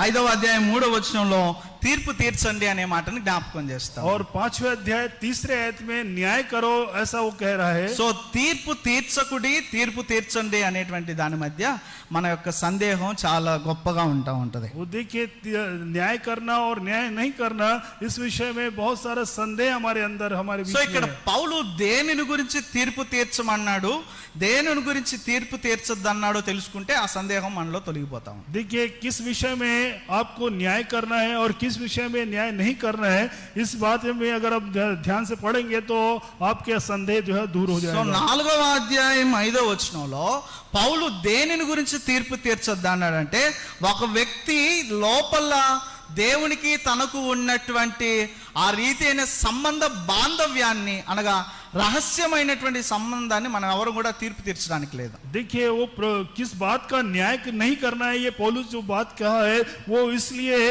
कि जो प्रभु का और व्यक्ति का जो व्यक्तिगत संबंध जो प्रभु के साथ है, उस संबंध के विषय में हमको न्याय नहीं करना है, इस बात को पौलुस ने वहां कहा है। అయితే ఎలాంటి వారికి తీర్పు తీర్చాలి అంటే చాలా స్పష్టంగా మనకు అర్థం కావాలంటే 5వ అధ్యాయం 12వ వచనాన్ని ఒకసారి మనం చదువుదాం. देखिए 5वें अध्याय 12वें आयत को अगर पढ़ें तो कैसे हमको, किस बात का हमको न्याय करना है, उस बात को हम देख सकते हैं। వెలుపలి వారికి తీర్పు తీర్చుట నాకేలా, వెలుపలి వారికి దేవుడే తీర్పు తీర్చును గాని మీరు లోపటి వారికి తీర్పు తీర్చువారు గనక ఆ దుర్మార్గుని మీలో నుండి వెలివేయుడి. क्योंकि मुझे बाहर वालों का न्याय करने से क्या काम, क्या तुम भीतर वालों का न्याय नहीं करते? परंतु बाहर वालों का न्याय परमेश्वर करता है, इसलिए उस कुकर्मी को अपने बीच से निकाल दो। సో రహస్యమైనటువంటి విషయాలను బట్టి తీర్పు తీర్చొద్దు అన్నాడు. బహిరంగంగా కనిపిస్తున్నటువంటి విషయాలను బట్టి తప్పకుండా తీర్పు తీర్చవలసినటువంటి వారమని జ్ఞాపకం చేస్తా ఉన్నాడు. देखिए जो बाहर से जो बातें दिख रही हैं उस पर न्याय जरूर करना है, इस बात को वो यहाँ पे पौलुस कह रहा है। మత్తయి సువార్త 18వ అధ్యాయం 15 నుంచి 17 వచనాల్లో కూడా యేసుక్రీస్తు ప్రభుల వారు తీర్పు తీర్చాలి అనేటువంటి విషయాన్ని సంఘమునకు అప్పచెప్పినటువంటి విషయాన్ని మనం చూస్తాం. देखिए कलीसिया को जो बातें मत्ती समाचार में प्रभु ने सौंपा है, उस बात को हम यहाँ पे देख सकते हैं। ఎందుకంటే అది బహిరంగంగా చేస్తున్నటువంటి తప్పు. वो देखिए वो, क्योंकि वो बाहरी रूप से जो पाप हो रहा है वो पाप या वो गलती है। అపోస్తులైనటువంటి పేతురు కూడా అపోస్తుల కార్యములలో 5వ అధ్యాయం 11 వచనాలలో బహిరంగంగా చేస్తున్నటువంటి తప్పును బట్టి అననీయ సఫేరాలను తీర్పు తీర్చున్నట్టుగా చూస్తాం. देखिए प्रेरितों के काम में भी पतरस जो है उस हननिया और सफीरा को जो बाहरी रूप से जो उन्होंने पाप जो किया था उसके ऊपर में उनका न्याय कर रहा है, इस बात को हम देखते हैं। సో ఇక్కడ తీర్పు తీర్చడం, తీర్పు తీర్చకపోవడం అనేటువంటి సందర్భం లోపలి రహస్యమైన విషయాలను బట్టి మనం తీర్పు తీర్చడం కాదు, బహిరంగంగా కనిపిస్తున్న అనైతికతలను బట్టి we have right to correct. देखिए, जो भीतरी बात है उसके विषय में हमको न्याय नहीं करना है, लेकिन जो बातें बाहरी रूप से दिख रही हैं उसका न्याय हमको करना है, ये सही है. So as a brothers and sisters, as a church, ఒకరిని ఒకరు హెచ్చరించుకోవాల్సినటువంటి, తీర్పు తీర్చాల్సినటువంటి బహిరంగ విషయాల పట్ల బాధ్యత ఉంది. कलीसिया के भाइयों बहनों को अपने आपस में एक दूसरे को जो उनके बाहरी रूप से जो गलती है उसको एक दूसरे को बताकर उसको सही करने की बहुत बड़ी जिम्मेदारी है. సో పౌలు ఇలా బహిరంగ విషయాన్ని బట్టి తీర్పు తీర్చాలని చెబుతూ ఒక ప్రాముఖ్యమైనటువంటి విషయాన్ని 5వ అధ్యాయం 5వ వచనంలో చెప్తా ఉన్నాడు. देखिए, ऐसे न्याय करने के विषय में और ठीक करने के विषय में जो बात करते हुए पौलुस 5वें आयत में एक विशेष बात को यहाँ कहता है. ఒకసారి నేను ఆ మాటను చదువుతున్నాను, దయచేసి కొరింథీయులకు రాసిన మొదటి పత్రిక 5వ అధ్యాయం 5వ వచనం అందరూ గమనించండి. देखिए, 5वें अध्याय 5वें आयत को बड़े ध्यान से इसको ध्यान से सुनिए. ఏమనగా ప్రభు అయిన యేసు దినమందు వాని ఆత్మ రక్షింపబడినట్లు శరీరేచ్ఛలు నశించుటకై మన ప్రభు అయిన యేసుక్రీస్తు నామమున మీరును నా ఆత్మయు మన ప్రభు అయిన యేసుక్రీస్తు బలముతో కూడి వచ్చినప్పుడు అట్టి వాణిని సాతానుకు అప్పగింపవలెను. ఇక్కడ మనకు అర్థం చేసుకోవాల్సినటువంటి మాట ఏంటంటే, మన ప్రభు అయిన యేసుక్రీస్తు నామమున మనం తీర్పు తీర్చాలి. देखिए, यहाँ पे चौथे और 5वें में ये बात लिखी हुई है कि जब तुम और मेरी आत्मा हमारे प्रभु यीशु मसीह के सामर्थ के साथ इकट्ठे हो तो ऐसा मनुष्य हमारे प्रभु यीशु मसीह के नाम से शरीर के विनाश के लिए शैतान को सौंपा जाए, ताकि उसकी आत्मा प्रभु यीशु के दिन में उद्धार पाए. సో బహిరంగ సందర్భంలో అనైతికతలో అక్రమాలతో యేసుక్రీస్తు నామములో ఆయన యొక్క అధికారాన్ని బట్టి మనం తీర్పు తీర్చాలి. మన సొంత అధికారాన్ని బట్టి కాదు, हमारे अधिकार के से नहीं, लेकिन प्रभु यीशु मसीह में जो अधिकार है उस अधिकार के नाते हमको न्याय करना है. సో ఏం తీర్పు తీర్చాలి అనేటువంటి విషయాలను మనం ఈ సమయంలో చూస్తే, और क्या न्याय करना है इस बात को अगर हम इस समय देखें, సో చూడండి, దాదాపు 4 విషయాలను పౌలు జ్ఞాపకం చేస్తా ఉన్నాడు. देखिए यहाँ पे 4 विषयों को पौलुस ध्यान दिला रहा है. 5వ అధ్యాయం 2వ వచనంలో చూస్తే మొట్టమొదటిగా తీర్చవలసినటువంటి తీర్పు ఏంటంటే, 5वां अध्याय 2रे आयत में जो पहला जो न्याय जो करना है वो क्या है. దయచేసి అందరూ బైబిల్ గ్రంథాలు గమనించండి. మొట్టమొదటిగా ఇలాంటి పాపం చేసే, ఇలాంటి అక్రమం చేసే వారికి తీర్పు తీర్చాల్సినటువంటి మొట్టమొదటి తీర్పు 2వ వచనంలో చూస్తాం. देखिए, जो ऐसे पाप कर रहे हैं, उनके अनैतिकता कर रहे हैं, उनके लिए जो न्याय करना है, तो पहला जो न्याय है वो हम 5वां अध्याय 2रे आयत में देखते हैं. ఇట్లుండి మీరు ఉప్పొంగుచున్నారే గాని మీరు ఎంత మాత్రము దుఃఖపడి ఇలాంటి కార్యము చేసిన వానిని మీలో నుండి వెలివేసిన వారు కాదు. और तुम शोक तो नहीं करते जिससे ऐसा काम करने वाला तुम्हारे बीच में से निकाला जाता, परंतु घमंड करते हो. సో మొట్టమొదటిది చేయవలసిన తీర్పు ఏంటంటే, be put among away from among you. देखिए, पहला जो न्याय करना है वो ये है कि तुम्हारे बीच में से उसे निकाल देना है. The first judgement is away from you. और जो पहला जो न्याय है वो तुम्हारे बीच से वो निकाला जाए. సో అక్రమం చేసే, అన్యాయం చేసేటటువంటి పాపం చేసే వారిని సంఘం నుంచి వెలివేయాలి. वो जो ऐसे अनैतिकता में व्यभिचार में पड़ा है उसे कलीसिया से उसे निकाल देना है. సో వెలివేయడం అంటే సాధారణంగా మనం అనుకునే వెలివేత కాదు. దాదాపు పాత రోజుల్లో ఇక్కడ ఉన్న పెద్దోళ్ళందరికీ ఆ విషయం తెలుస్తుంది, ఊరిలో నుంచి బహిష్కరించడం అనేటువంటి వెలివేత ఉంటుంది. देखिए, साधारण तौर से निकालना नहीं, लेकिन आप यहाँ पे जो बैठे हैं पुराने लोग होंगे, उनको मालूम है कि जैसे गांव में सब लोग बैठकर जो है गांव से बहिष्कार किया जाता था. సో అలాంటి బహిష్కరణ, బహిరంగ బహిష్కరణ అనేటువంటిది చేయాలి. वो ऐसे जो बहिष्कार है वैसा बाहरी बहिष्कार उसको करना है. సో పౌలు చర్చి డిసిప్లైన్ లో వెలివేయడం అనేటువంటి జడ్జ్మెంట్ ని తీసుకోవాలని జ్ఞాపకం చేస్తాడు. वो देखिए, पौलुस चर्च अनुशासन में, कलीसिया के अनुशासन में बाहर निकालने या बहिष्कार करने के इस पहले न्याय को बता रहा है. అందుకే అంటున్నాడు, ఆ అక్రమం చేస్తున్న విధానాన్ని బట్టి వెలివేయట్లేదు, దుఃఖపడట్లేదు, కానీ దాన్ని బట్టి ఉప్పొంగుతున్న ఉన్నటువంటి సందర్భంలో కొరింథీ సంఘం ఉన్నట్టుగా పౌలు జ్ఞాపకం చేస్తా और ఉన్నాడు. इसलिए पौलुस यहाँ पे बता रहा है कि ऐसे व्यभिचार और अनैतिकता के प्रति यहाँ कुरिन्थ की कलीसिया जो है वो शोक नहीं कर रही है, लेकिन इस विषय में घमंड कर रही है। ఇంకా ఏం తీర్పు తీర్చాలి అనేటువంటి విషయాన్ని చెప్పబోయే ముందు అసలు ఎందుకు తీర్పు తీర్చాలని పౌలు జ్ఞాపకం చేస్తా ఉన్నాడో నేను చెప్పాలని ఆశపడతా वो ఉన్నాను. देखिए वो ये जो न्याय करना है वो क्यों न्याय करना है, यहाँ जो आगे पौलुस बता रहा है मैं आपको बताना चाह रहा हूँ। దాంట్లో రెండు ప్రాముఖ్యమైనటువంటి విషయాలు ఉన్నాయి. నేను రెండవది ప్రాముఖ్యంగా జ్ఞాపకం చేస్తాను. दो प्रमुख विषय यहाँ पे है, मैं उसको दूसरे को मैं आपके सामने में సో रखूंगा। 5వ అధ్యాయం 6వ వచనాన్ని చదువుదాం. वो 5वां अध्याय और 6वें आयत को हम देखेंगे। సో మీరు అతిశయపడుట మంచిది కాదు, పులిసిన పిండి కొంచెమైనను ముద్దంతయు పులిజేయనని మీరు ఎరుగరా. वो देखिए तुम्हारा घमंड करना अच्छा नहीं, क्या तुम नहीं जानते कि थोड़ा सा खमीर पूरे गूंदे हुए आटे को खमीर कर देता है।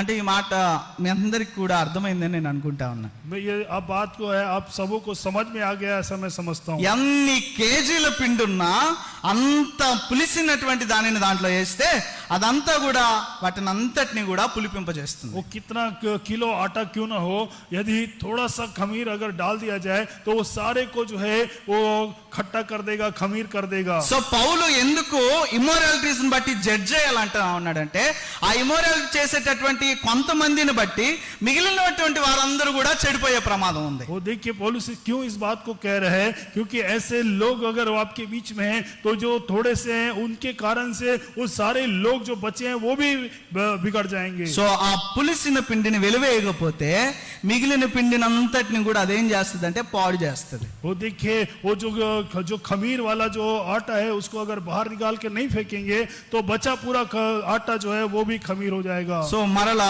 కొరింథీ సంఘం అంతా సెక్సువల్ ఇమారిటీలోకి, మరలా ఐడల్టరీలోకి, మరలా అబద్ధాలు ఆడడం, మరలా బూతులు ఆడడం, మరలా విభజనలలోకి, మరలా ప్రతి దేవునికి విరుద్ధమైన సందర్భంలోని కొరింథీ సంఘం వెళ్ళిపోతుంది. वो देखिए वो कुरिन्थ की कलीसिया जो है फिर से वो पाप में, व्यभिचार में, अनैतिकता में और फिर से प्रभु से दूर चली जाएगी। This is not a first letter to Corinthians actually. वो ये जो है ये पहला पत्र नहीं है कुरिन्थियों के लिए। 5వ అధ్యాయం 9వ వచనంలో పౌలు చెప్తా ఉన్నాడు, జారులతో సాంగత్యము చేయవద్దని నా పత్రికలో మీకు ఆల్రెడీ రాసితిని. देखिए 5वां अध्याय 9वें आयत में पौलुस कहता है मैंने अपनी पत्री में तुम्हें लिखा है कि व्यभिचारियों की संगति न करना।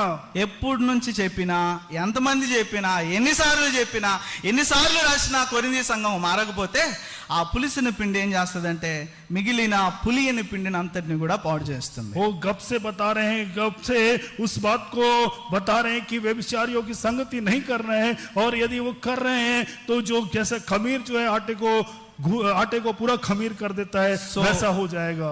సంఘ క్రమశిక్షణలో వెలివేయడం అనేటువంటి తీర్పు దేనికోసం అంటే సంఘము యొక్క క్షేమం కోసం. वो देखिए वो बाहर निकालना या बहिष्कार करना वो किस लिए, क्योंकि कलीसिया के उन्नति के लिए है ये। ఒక మాట మీరందరూ కూడా నాతో ఆలోచించండి. ఇప్పుడు అక్కడ తండ్రి భార్యను ఉంచుకున్న జారత్వంలో ఉన్నప్పుడు వెలివేయకుండా వాళ్ళందరూ ఉప్పొంగుచున్నారంటే ఇంకొకరు ఏం చేస్తారు? देखिए वो जो पिता की पत्नी को जिस व्यक्ति ने रख छोड़ा उसको अगर बाहर नहीं निकाला जाएगा तो जो घमंड करेंगे तो जो वहां पे और दूसरे हैं वो क्या करेंगे? తెలుగులో నాకు తెలిసినటువంటి సామెతల్లో ఒక సామెత ఏంటంటే పచ్చకామరిలోడికి లోకం అంతా పచ్చగా ఉంటుంది. वो देखिए तेलुगु में एक सामित है, वो हिंदी में भी है। वो जो हरा जो पहना रहता है उसको सब चीज हरा हरा दिखता है। సో వాడు మాత్రమే చెడిపోవడం కాదు కానీ అందరిని చెడిపేసేటటువంటి సందర్భానికి సంబంధించిన మరొక సామెత కూడా నాకు తెలుసు. वो खुद बिगड़ेगा नहीं, उसके साथ साथ सबको बिगाड़ देगा, ये एक और कहावत है। అదేంటంటే తాను చెడిందే గాక మిగిలింది మీరు పూర్తి చేయండి. తాను చెడిందే గాక పౌలు బాధది. वो देखिए खुद बिगड़ेगा और उसके बाद साथ और भी लोगों को बिगाड़ देगा। అక్రమంతో అన్యాయంతో నిండినటువంటి ఆ వ్యక్తిని వెలివేయకపోతే మిగిలిన పులియని పిండినంతా కూడా పులిసేలాగా చేస్తుంది ఆ కోతి. वो देखिए अगर वो उसको अगर बाहर नहीं निकाला जाएगा, बहिष्कार नहीं किया जाएगा तो उस आटे को जो बच्चा खमीर लगा हुआ है वो सभी आटे को जो है वो खराब कर देगा। So as a church be wise about church discipline. वो वो इसलिए कलीसिया को चर्च के कलीसिया के अनुशासन के प्रति सावधान या समझदार होना है। పౌలు తిమోతికి చెప్తాడు, తిమోతి యవనుడుగా ఉన్నావు, జీవము గల దేవుని సంఘంలో జనులు ఎలాగూ ప్రవర్తించాలో కొరింథీ సంఘానికి తెలియచేయి. वो पौलुस जो है इस बात को याद दिला रहा है कि कुरिन्थ की कलीसिया को कैसे रहना है, इस बात से समझे। సో ఇది జీవము గల దేవుని సంఘం, దీంట్లో ఎలా పడితే అలా ప్రవర్తించడానికి లేదు. ये जीवित प्रभु की कलीसिया है, इसमें जैसा चाहे जैसी मर्जी वैसा नहीं कर सकते। నాకు సమయం కొద్దిగా ఉంది, కేవలం పౌలు కొన్ని అక్రమాలే చెప్పాడు, ఇంకా అనేక అక్రమాలు ఈ 5వ అధ్యాయం 6వ అధ్యాయంలో జోడించవలసిన సందర్భం ఉంది.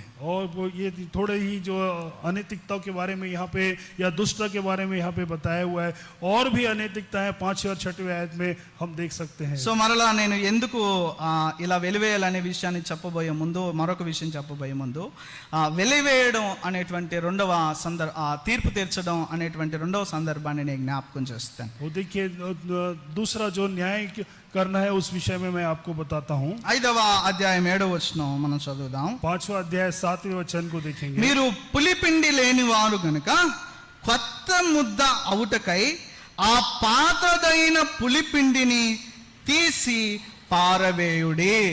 पुराना खमीर निकाल कर अपने आप को शुद्ध करो कि नया गूंदा हुआ आटा बन जाओ, ताकि तुम अखमीरी हो, क्योंकि हमारा भी फसा जो मसीह है बलिदान हुआ है। సో ఇక్కడ రెండు విషయాలు అర్థం చేసుకోవాలి. ఒకటి ఏంటంటే, మీరు పులిపిండి లేని వారు అంటే నూతనమైనటువంటి వారు, పాతదైన పులిపిండి అంటే పాత అలవాట్లు అలాంటి ఇమ్మోరాలిటీస్ లోనే బ్రతుకుతున్నటువంటి వారు. देखिए पुराना खमीर मतलब जो पुराने जीवन में जी रहे हैं, और अखमीरी जो नया जो है शुद्ध होकर जो अखमीरी जो है वो जो नए जो बन गए हो उसमें से निकलकर उस बात को कह रहा है। నేను అనుకుంటాను చర్చ్ డిసిప్లిన్ అనే దానికన్నా పౌలు సంఘానికి బుద్ధి చెప్పడం అనేటువంటి పదం చాలా బాగుంటుంది. वो देखिए चर्च के अनुशासन से ज्यादा अच्छा पौलुस जो है कलीसिया को बुद्धि दे रहा है या ज्ञान दे रहा है, इस बात को कह सकते हैं। ఎందుకంటే 7వ వచనంలో అంటున్నాడు చూడండి, పులియనటువంటి వారు పులిసినటువంటి వారిని ఏం చేయాలా? తీసి పారవేయాలా. देखिए 6वें आयत में क्या कह रहे हैं, जो खमीर है उस खमीर को, जो खमीर नहीं हुआ है उसे निकाल कर उसे बाहर फेंक दे। సో ఇప్పుడు అది క్రమశిక్షణ అవుతుందా లేకపోతే బుద్ధి నేర్పించడం అవుతుందా? वो ये जो है ये अनुशासन है या फिर उनको बुद्धि देना है, ये बात है। సో ఇమ్మోరల్ గా లేనటువంటి వారు అనగా మోరల్ గా ఉండేటువంటి వాళ్ళు, ఇమ్మోరల్ గా ఉన్నటువంటి వారిని తీసి పారవేయాలా సంఘంలో నుంచి బయటికి. जो नैतिक लोग हैं उसे उनको करना ये है कि जो अनैतिक हैं उनको कलीसिया से निकाल कर बाहर करना है। సో పారవేయకపోతే మరలా జ్ఞాపకం చేస్తా ఉన్నా, ఈనాడు చాలా బాగున్నా భవిష్యత్తులో ఏదో ఒక రోజు సంఘం మరలా ఆ దీన అవస్థకు వెళ్ళిపోతా ఉంటుంది. वो देखिए वो अगर इसको बाहर नहीं करेंगे तो आज तो ठीक है, लेकिन कलीसिया कभी ना कभी वो उस परिस्थिति में चला जाएगा। రెస్పాన్సిబిలిటీ ఆఫ్ ద క్రిస్టియన్స్, हमारी जो मसीह के होने के प्रति जवाबदारी हमारी जो है, మన ప్రతిస్పందన దేవుని సంఘంలో మన యొక్క బాధ్యత. हमारी प्रतिक्रिया जो है कलीसिया में हमारी जवाबदारी है। అక్రమం చేసేవాడిని ప్రోత్సహించుకుంటా, అక్రమం చేసేవాడిని ఉప్పొంగించుకుంటా వెళ్ళిపోతా ఉంటే ఏదో ఒక రోజు మరలా అందరూ కలిసి అక్రమం చేసేటటువంటి స్థితికి రావడం జరుగుతుంది. जो दुष्टता कर रहे हैं उनके साथ मिलकर उनके साथ घमंड करना या उनके साथ हो लेना या जो शोकित नहीं होना, ऐसे अगर करेंगे तो कहीं ना कहीं हम बाद में हम भी मिलकर उसके साथ वही करने సో लगेंगे। మొట్టమొదటిది 5వ అధ్యాయం 2వ వచనంలో తీర్చవలసిన తీర్పు బహిష్కరించాలి. రెండవది బహిష్కరించిన పోకపోతే 5వ అధ్యాయం 7వ వచనంలో చెప్తున్నట్టుగా తీసి పారవేయాలి. देखिए पहला तो न्याय जो करना है वो ये है कि उसका बहिष्कार करना है। दूसरा जैसे 7वें आयत में लिखा हुआ है उसे निकाल कर फेंक देना है। సో మరొక తీర్పు ఏంటంటే ఆ విషయాన్ని నేను ఎక్కువ ఎక్స్ప్లెయిన్ చేయలేదు. 5వ అధ్యాయం 13వ వచనంలో మరొక తీర్పుని చెప్తా ఉన్నాడు. वो 5वां अध्याय उसके 11वें आयत में एक और न्याय को वहां पे बता रहा है। చూడండి ఆ వచనాన్ని నేను చదువుతున్నాను. 5వ అధ్యాయం 13వ వచనం, वो 5वां अध्याय 11वां आयत, మీరు లోపటి వారికి తీర్పు తీర్చువారు గనుక, అనగా లోపల వారంటే సంఘంలో ఉన్నటువంటి వారికి, సంఘస్థులుగా ఇమ్మోరల్ గా ఉన్నటువంటి వారిని మోరల్ గా ఉన్నటువంటి వారు తీర్పు తీర్చాలి కనుక ఆ దుర్మార్గుని ఏం చేయాలంటే మీలో నుండి ఏమనుంది? తెలుగులో ఉన్న వాళ్ళు చెప్పండి, తెలుగులో ఉన్నటువంటి వారికి ఏముంది? పెద్దగా చెప్పాలమ్మా. వెలివేయాలి. హిందీలో ఏమన్నది అన్న? హిందీలో निकाल दो అని రాశారు. నికాల్ దో. సో చూడండి, వెలివేయమన్నాడు, తీసి పారేయమన్నాడు. ఇక మొత్తానికి పౌలుకి అర్థమైపోయింది, ఇక వెళ్ళే బ్యాచ్ కాదు, వెళ్ళే కదిలే వ్యవహారం కాదని. చివరికి ఏమంటున్నాడంటే, ఆ దుర్మార్గుణ్ణి ఏమంటున్నాడు? బహుశా పురుషులైతే కాలర్ పట్టుకొని, స్త్రీలైతే జుట్టు పట్టుకొని, ఆ దుర్మార్గుణ్ణి వెలివేయండి. It is not good for the church. उस कुकर्मी को अपने बीच में से निकाल दो. ये कलीसिया के लिए ये अच्छा नहीं है.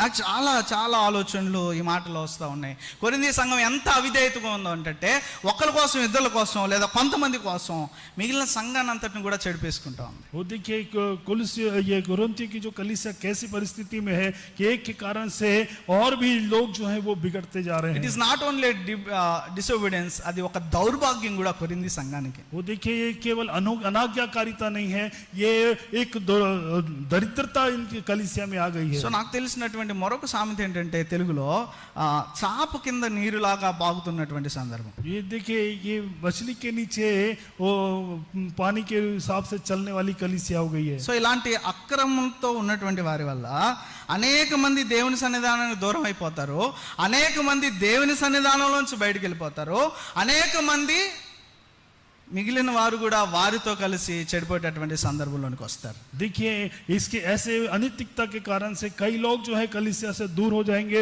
कई लोग जो है इस कलीसिया में ऐसे इनके साथ मिलकर बिगड़ जाएंगे. గత వారం కూడా చూసాం అపోస్తుల కార్యములో ఎథెన్స్ సంఘ పెద్దలను పిలిపించి పౌలు చెప్తున్నమాట, అయ్యా సంఘమును గురించి, మిమ్మల్ని గురించి మీరు జాగ్రత్తగా ఉండండి.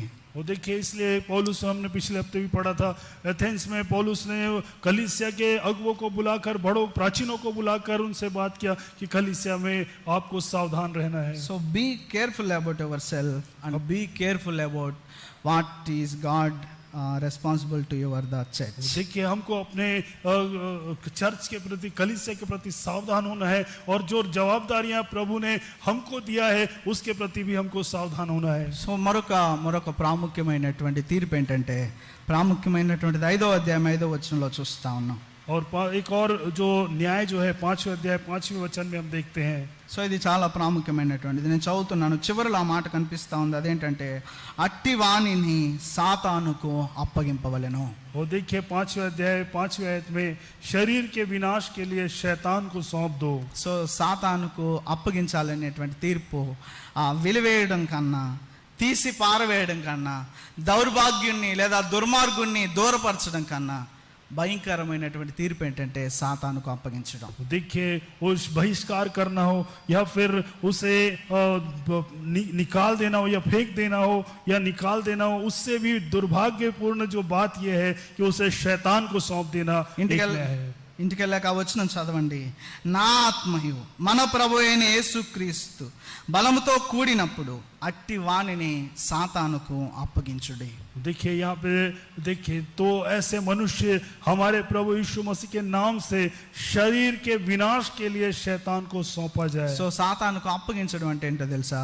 దాదాపు వాడి చేతుల్లో ఆ వ్యక్తిని పెట్టడమే. वो देखिए शैतान के हाथ में सौंप देने का मतलब है उस व्यक्ति को उस शैतान के हाथ में दे देना है. సో అపవాదికి ఉన్నటువంటి శక్తులలోకి ఆ వ్యక్తిని మనం చేర్చడమే.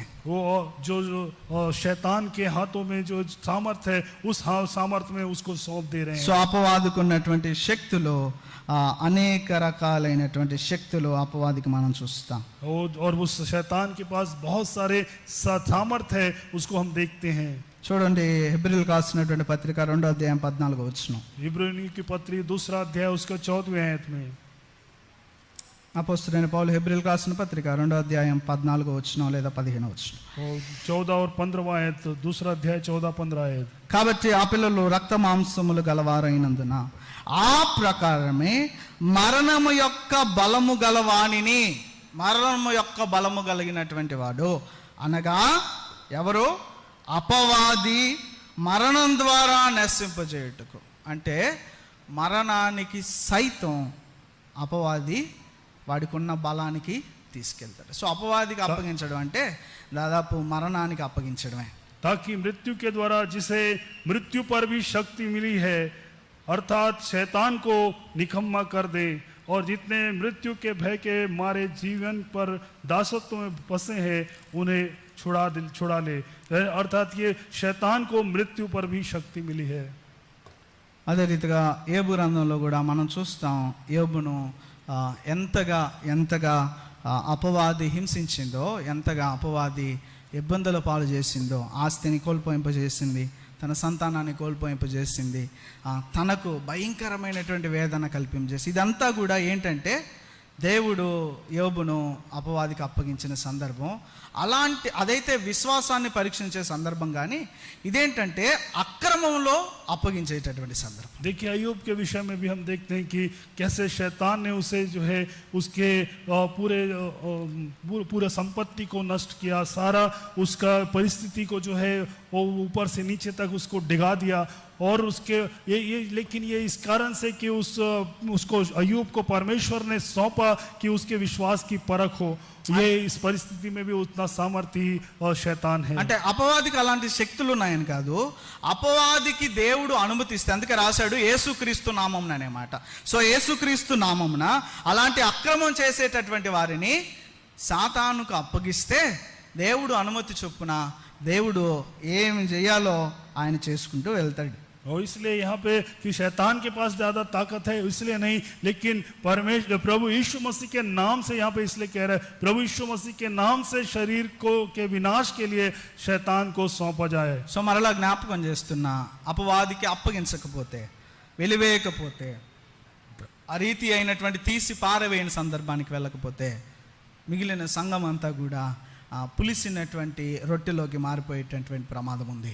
देखिए यदि हम बहिष्कार नहीं करें, उसको शैतान को नहीं सौंपे, उसे निकाल ना दे या उसको फेंक ना दे, तो हमारी जो परिस्थिति है उस खमीर भरे उस आटे के समान जो है, जो पूरा खमीर हो गया, वो परिस्थिति होने की संभावना है. ఇందాక నేను జ్ఞాపకం చేసినట్టు తీర్పు తీర్చడంలో ఎందుకు తీర్చాలనే రెండో విషయాన్ని చెప్తూ, సంఘాన్ని కాపాడుకోవడానికి అని చెప్తూ, మొదటి విషయాన్ని నేను ఆపాను. అదేంటంటే 5వ వచనంలో చెప్తూ ఉన్నాడు. ఆ వచనాన్ని చూసి మనం ముగిద్దాం. और देखिए मैं जो 5वें अध्याय में 5वें आयत में एक बात को जो है उस मैंने बताते हुए रोका था, उसको एक बार हम देखेंगे. 5వ అధ్యాయం 5వ వచనం నేను చదువుతున్నాను, చూడండి. ఏమనగా ప్రభు అయిన యేసు దినమందు వాని ఆత్మ రక్షింపబడినట్లు శరీరేచ్ఛలు నశించుటకై. సో సంఘ క్షేమాభివృద్ధి మాత్రమే కాదు, కానీ అలాంటి అక్రమం అన్యాయం ఎవరైతే చేస్తున్నారో వాడు కూడా నశించకుండా, వాడి శరీరం మాత్రమే నశిస్తూ వాడి ఆత్మ రక్షింపబడి దేవుని దగ్గరికి పోవడానికి. वो देखिए शरीर का नाश होकर जो है उसकी आत्मा प्रभु में बचाया जाए, इसलिए हमको ये सारी चीजें करना है करके वो कह रहा है. అంటే ఇలాంటి తీర్పు, ఇలాంటి శోకించే సందర్భం ఆ వ్యక్తిని రక్షించడానికి, సంఘాన్ని కూడా రక్షించుకోవడానికి. वो देखिए ऐसा जो न्याय है उस व्यक्ति को भी बचाने के लिए और उस कलीसिया को भी बचाने के लिए है. సో యాజ్ ఎ చర్చ్ మనం కూడా చర్చ్ డిసిప్లైన్ని మనం నేర్చుకోవాల్సినటువంటి వారమై ఉన్నాం. इसलिए हमको जो एक कलीसिया होने के नाते हमको कलीसिया का अनुशासन हमको मालूम होना चाहिए. సో ఇక్కడ కొన్ని ఇమోరాలిటీసే ఉన్నాయి, కొన్ని అక్రమాలే ఉన్నాయి, ఇంకా సంఘాలలో ఉన్నటువంటి అనేక అక్రమాలు ఇందులో ప్రస్తావించబడలేదు. వాటన్నిటిని బట్టి కూడా మనం సంఘ క్రమశిక్షణలో జ్ఞానం కలిగవలసినటువంటి వారమై ఉన్నాం. वो देखिए यहाँ पे थोड़े से ही अनैतिकता या दुष्टता के बारे में लिखा हुआ है. बहुत सारे अनैतिकता हैं जो कलीसियाओं में है जिसको यहाँ पे लिखा नहीं गया है, बताया नहीं गया है. लेकिन हर एक विषय के लिए हम जो है हमको सावधान रहना है और बुद्धिमान होकर इस कलीसिया के अनुशासन के प्रति और उस अनैतिकता के से परे होकर हमको जो है सावधान और बुद्धिमान होने की जरूरत है.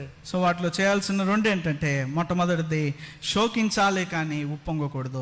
రెండవది ఏంటంటే వాళ్ళు వెలివేయాలి కానీ వారితో కలిసి అలాంటి సందర్భంలోనికి మనం చేరకూడదు. वो देखिए इसलिए हमको जो है उस विषय के लिए शोक करना है, हमको उनके साथ मिलकर घमंड नहीं करना है, उनको हमको निकाल देना है, उनके साथ हमको नहीं रहना है. ఈ కొద్ది మాటలు దేవుడు దీవించును గాక. ఆమేన్. తలలో ఉంచుదాం, ప్రార్థన చేద్దాం. थोड़ी सी बातें प्रभु आशीष करने पर आइए हम सर झुकाएं, प्रार्थना करेंगे। సంఘంలో అపవాది అక్రమాలు, అపవాది ఇమ్మొరాలిటీస్, అపవాది అన్యాయాలు, వీటన్నిటిని కూడా మనం అరికట్టవలసినటువంటి బాధ్యత దేవుడు మనకు అందజేశాడు. అందుకే సమయం లేదు కాబట్టి ఆ విషయాలు జ్ఞాపకం చేయలేదు, కానీ ఆ తదుపరి వచనాలలో సహోదరులు అనేటువంటి మాటను జ్ఞాపకం చేస్తూ సహోదరులుగా అలాంటి సందర్భంలోనికి వెళ్ళవలసినటువంటి వారం ఉన్నామని జ్ఞాపకం చేస్తూ ఉన్నాడు. తలలు ఉంచుకొని ప్రార్థన చేద్దాం. ప్రభువా, నన్ను, నా సంఘాన్ని, నా కుటుంబాన్ని, నా వ్యక్తిగత జీవితాన్ని, నా ఆత్మీయ జీవితాన్ని ప్రభువా ఇలాంటి అక్రమ సంబంధాల నుంచి, అక్రమ సందర్భాల నుంచి కాపాడమని తలలోంచి ప్రార్థన చేద్దాం. అలాంటి వారిని ప్రభువా, అలాంటి వారిని రక్షించడానికి నీ కృప అనుగ్రహించండి. అలాంటి వారిని బట్టి సంఘమును రక్షించడానికి సహాయం అనుగ్రహించమని తలలోంచి అందరం కూడా తలలోంచి ప్రార్థన చేద్దాం. మహాగణుడా, మహోన్నతుడా, మమ్మల్ని మిక్కిలిగా ప్రేమించినటువంటి మా ప్రియ పరమ తండ్రి, నీ ఘనమైన ఉన్నతమైన నామాన్ని బట్టి వందనాలు. అవును ప్రభువా, సంఘాలలో అయా ఈనాడు సంఘ క్రమశిక్షణ తొట్టిల్లుతా ఉన్నది. ఆనాడు కొరింథీ సంఘంలో అన్యాయాన్ని, అక్రమాన్ని బట్టి అయా వారి క్రమశిక్షణ నేర్పించిన రీతిలో ఇదేనా అయా మా సంఘము అయా అనేక సంఘాలకు, సార్వత్రిక క్రైస్తవ సంఘాలకు ప్రభు కొరింథీ పత్రిక నుంచి మీరు నేర్పిస్తున్న క్రమశిక్షణలు బట్టి నీకు వందనాలు. అవును ప్రభా, సంఘాలలో అతిక్రమం, అన్యాయం చేస్తున్నటువంటి వారిని అయా వారు రక్షింపబడడానికి, సంఘము క్షేమ అభివృద్ధిలో నడిపింపబడడానికి అలాంటి జాగ్రత్త ప్రభా క్రమశిక్షణలో మేము కలిగి ఉండడానికి కృప దయచేయమని దేవా, ఈ రీతి అయినటువంటి సందర్భంలో ఈ రీతిగా మీరు మాట్లాడిన విధానాన్ని బట్టి నేను స్తుతిస్తూ మహింపరుస్తూ ఆ మాటలు ప్రభావ మేము అర్థంగా పోనీక మేము భయభక్తులు కలిగి ఆయా మాటలు బట్టి మా జీవితాలను మార్చుకొని ముందు కొనసాగడానికి కృప అనుగ్రహించమని చిన్న సంఘం అంతటిని ఆయా చేరినటువంటి బిడ్డలందరినీ, కుటుంబాలను బట్టి మీ చేతులకు అప్పగిస్తూ ఈ మనవలన్నీ నజరేయుడైన యేసుక్రీస్తు నామములో బ్రతిమాలి అడిగి వేడుకొంచున్నాము తండ్రి, ఆమేన్. అందరం పెద్దగా ఆమేన్ చెబుదాం. ఆమేన్. ఈ సమయం